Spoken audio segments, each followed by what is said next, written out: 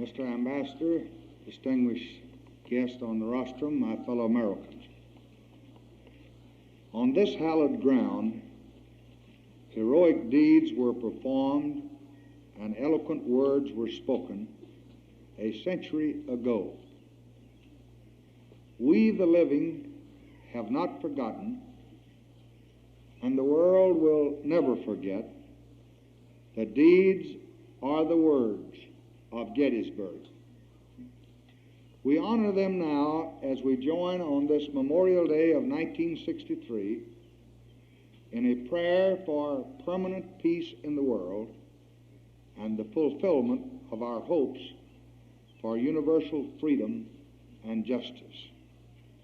We're called to honor our own words of reverent prayer with resolution in the deeds that we must perform to preserve peace and the hope of freedom.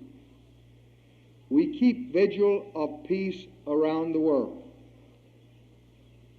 Until the world knows no aggressors, until the arms of tyranny have been laid down, until freedom has risen up in every land, we shall maintain our vigil to make sure that our sons who died on foreign fields shall not have died in vain. As we maintain the vigil of peace, we must remember that justice is a vigil too. A vigil we must keep in our own streets and schools and among the lives of all our people, so that those who died here on their native soil shall not have died in vain. 100 years ago, the slave was freed. 100 years later, the Negro remains in bondage to the color of his skin. The Negro today asks justice. We do not answer him. We do not answer those who lie beneath this soil when we reply to the Negro by asking patience.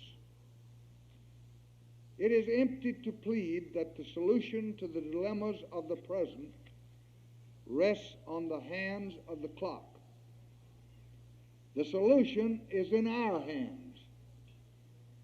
Unless we are willing to yield up our destiny of greatness among the civilizations of history, Americans, white and Negro together, must be about the business of resolving the challenge which confronts us today. Our nation found its soul in honor on these fields of Gettysburg 100 years ago.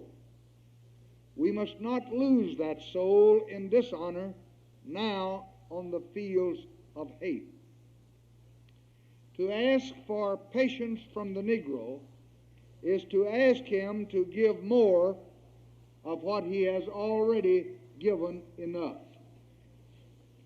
But to fail to ask of him and of all Americans perseverance within the processes of a free and responsible society would be to fail to ask what the national interest requires of all of its citizens.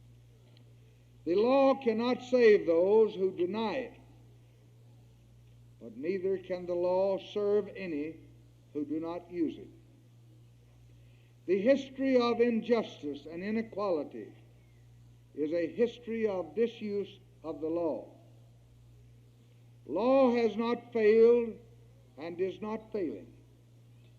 We as a nation have failed ourselves by not trusting the law and by not using the law to gain sooner the ends of justice which law alone serves. If the white overestimates what he has done for the Negro without the law, the Negro may underestimate what he is doing and can do for himself with the law. If it is empty to ask Negro or white for patience, it is not empty, it is merely honest to ask perseverance. Men may build barricades and others may hurl themselves against those barricades.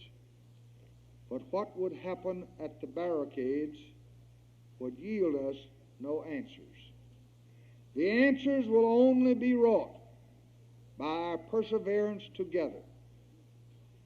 It is deceit to promise more, as it would be cowardice to demand less.